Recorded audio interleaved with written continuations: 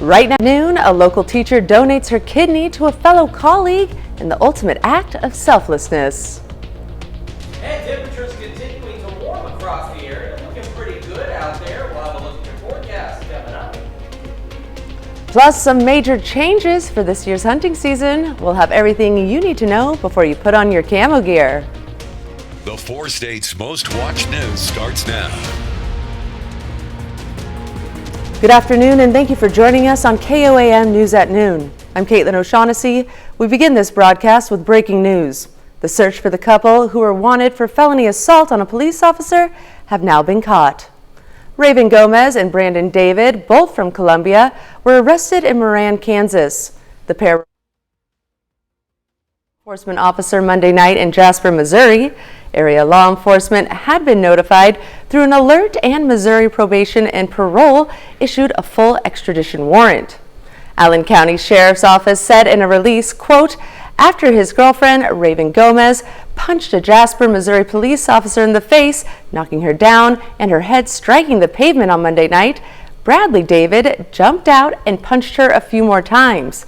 He then allegedly tried to steal her patrol car. They then ran over the downed officer's foot twice before fleeing the scene, end quote. The pair were spotted in Kansas, suspects in a theft at a store in the Fort Scott area Tuesday night, where they fled west. The two were tracked down to a property 5 miles southeast of Moran Wednesday evening.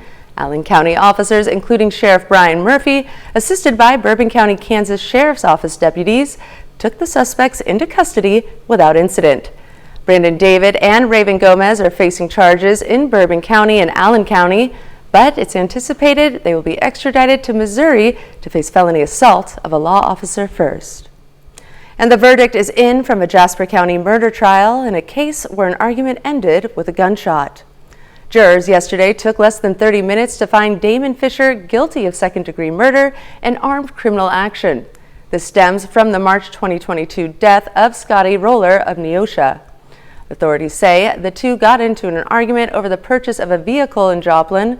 Prosecutors say Fisher took a handgun out of his waistband and shot Roller in the back as he was fleeing. Fisher and his father then disposed of the body by hiding it in a well at a property in Newton County.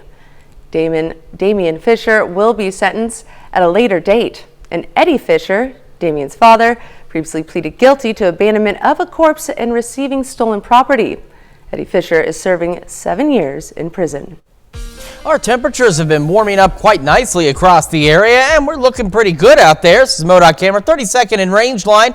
You can see from this perspective, it looks pretty clear, but if you look close enough, there are a few clouds out there, but we mentioned a few clouds would be possible rolling in from the northwest. Latest drought tracker updated today. There's good news, bad news. The good news is we don't have any areas that are worse off. The bad news is there are no changes really on the drought tracker. Therefore, we haven't seen really any improvement across the area either. But we are still expecting some improvement over the next couple of months. I know that's a long time to wait, but the long-range precipitation forecast that we started talking about last month, and shoot, even back to August, still show that we're going to get some above normal rain here in the next couple of months. We've just got to be patient and hang in there, and we just know it is on the way. Yesterday started out at 52, so a pinch above where we should be, made it up to 76, so 6 degrees above where we should be. Today, though, we're going to be a lot closer to average. We're already at 64 in Joplin. There are some of those clouds there,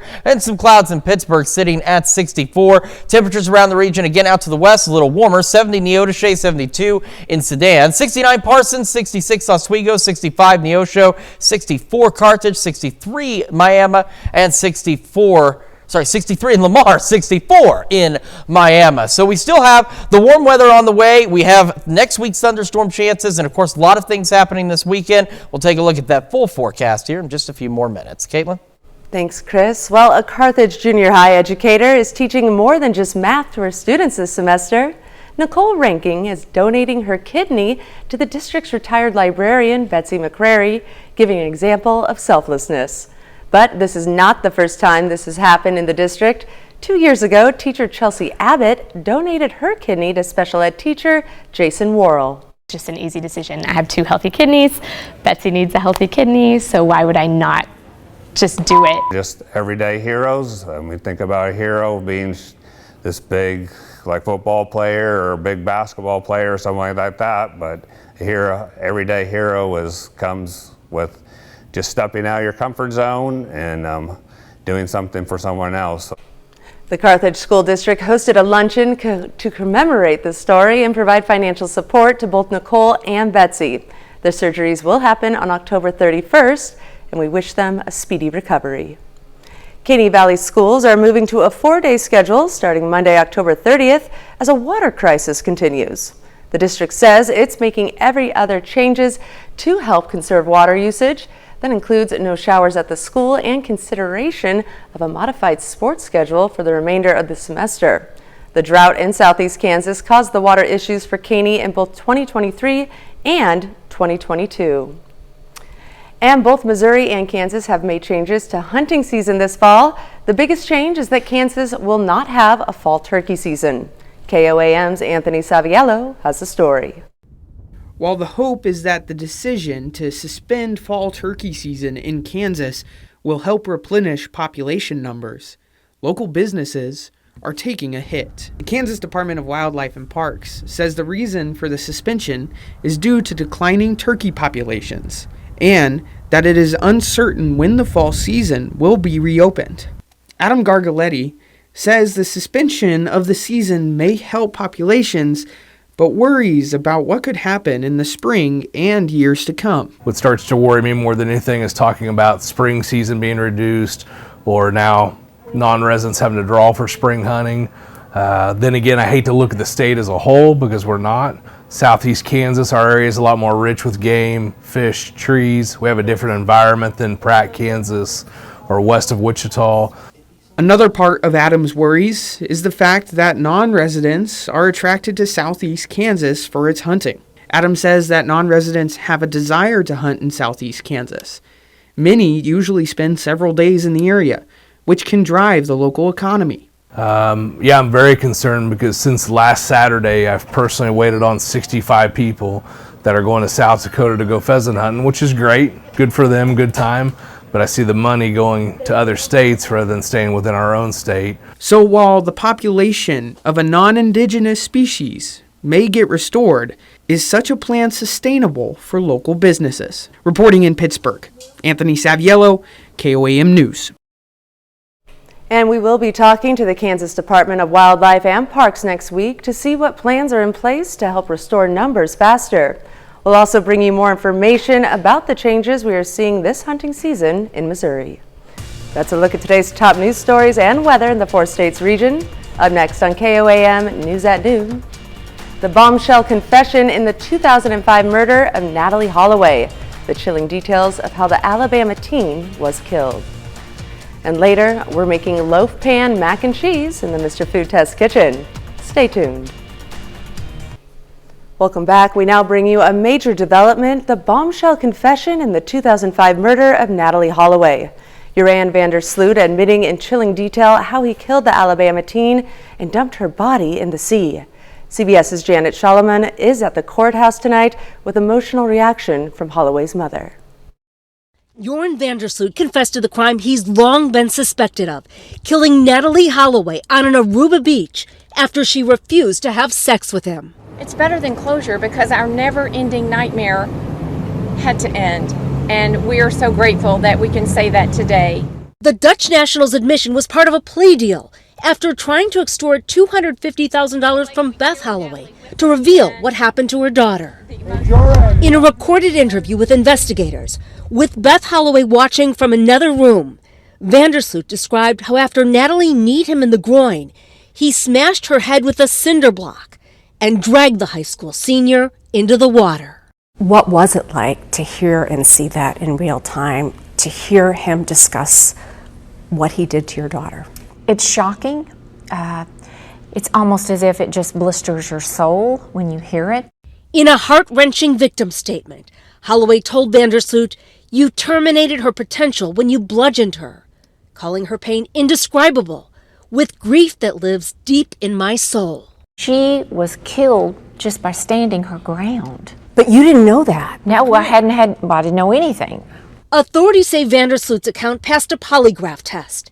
The judge imposed the maximum 20 years, but he'll serve it at the same time he's serving a sentence for the murder of another young woman in Peru. There were dozens of family members and Natalie's friends in the courtroom, many breaking down when Beth Holloway addressed the court, saying, "I will live my life with the beautiful memories of who Natalie was and what she could have become." Janet Shamlian, CBS News, Birmingham, Alabama. That family finally got justice for Natalie. Well, still to come on KOAM News at Noon, we see what's cooking with Mr. Food. Mac and cheese so good, you'll be saying, hot diggity dog. You're not going to want to miss how easy this is. But first, we've got the warm weather continuing across the area and increasing rain chances next week. Take a look at that forecast when we come back. Welcome back to the KOAM News at Noon. So temperatures are warming. We're a little cooler today than we were yesterday. As we talked about in first weather, we were about 6 degrees above average. Today we're actually going to be fairly close to, for most of us, unless you know where you are. You folks along into the west of the US 75 corridor in southeast Kansas, you all are going to be above average again today, going into the upper 70s. You're already in the low 70s, but the rest of us, not so much. We'll take a look at all those temperatures in a moment. First, take a look at the clouds. These are circling back on the backside of the low pressure system that didn't so much as spit on us yesterday. It was a terrible little system. We need more rain than that, and it just didn't give us much. But again, the good news is there's more rain on the way, and much more meaningful rain. Here's that system, even out to the east. I mean, yeah, parts of Ohio are getting some more meaningful rainfall out there, but we didn't get much of anything. We got about what's happening down in Kentucky, Tennessee, and into Alabama. So, but like I said, better rain chances on the way. Let's look outside. MoDOT camera, 32nd in range line. We've got mostly clear skies, a few clouds here and there, but otherwise not bad. MoDOT camera, US 60, Missouri 59 in Neosho. You can see the sun is shining down there right now, but again, skies looking about like this.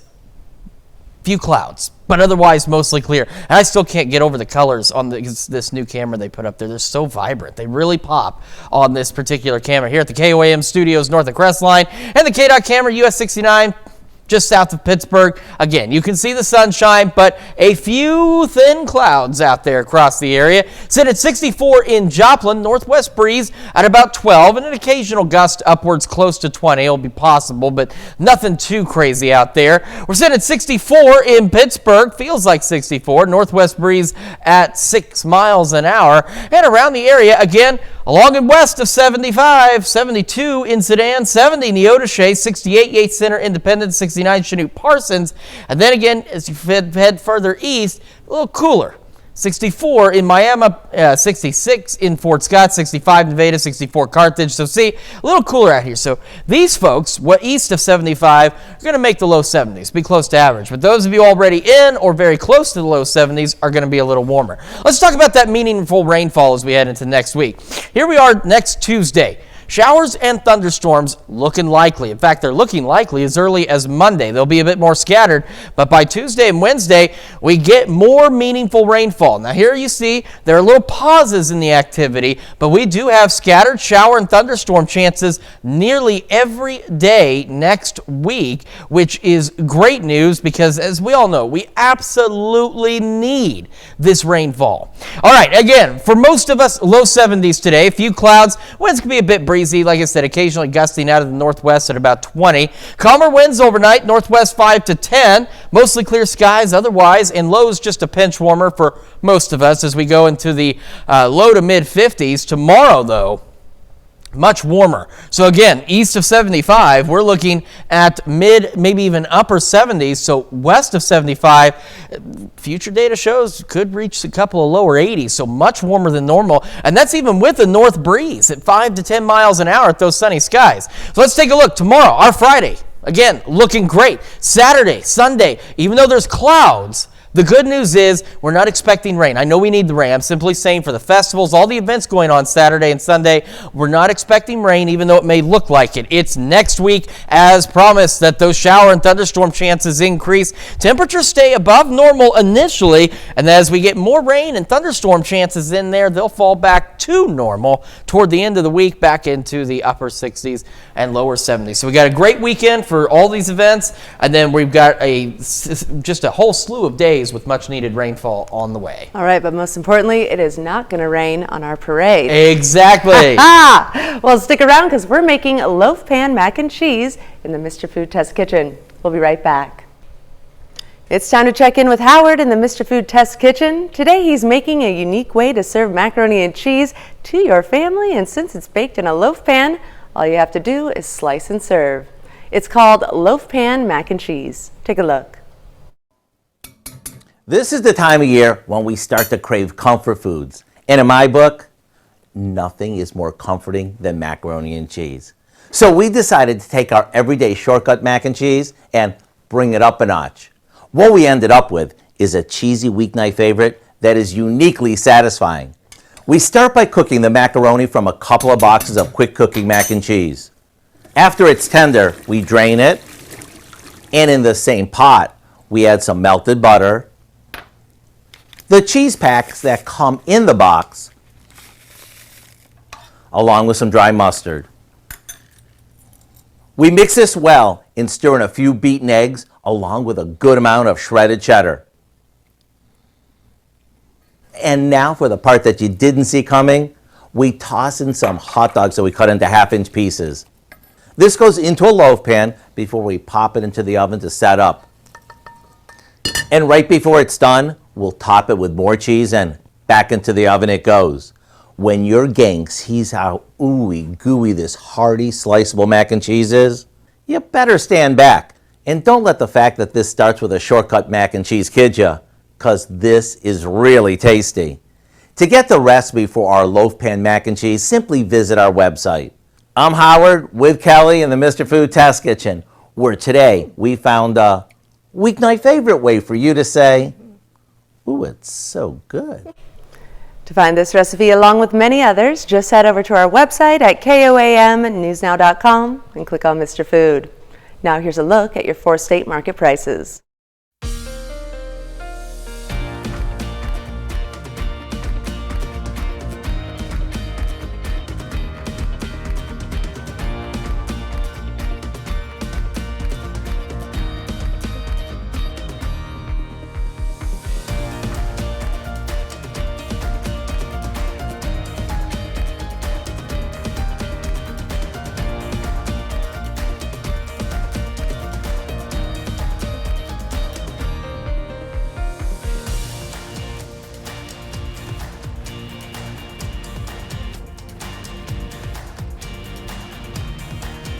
All right, we've got ourselves a pretty decent day today. Low 70s out there, mid-upper 70s tomorrow. Even though we're cloudy this weekend, still looking great for the festivals and everything else going on. And warm, too, mid-upper 70s, near 80 Monday and Tuesday. And that kicks off a week-long stretch of some much-needed shower and thunderstorm chances. So they're waiting until after everything this weekend to get going for. That's very considerate, yes. Very much so. Yeah. Well, Dal, what do you have for us tonight? Well, a lot at 5. For starters, more than 3,500 people have been killed in Gaza since Israel launched a campaign of retaliatory bombing.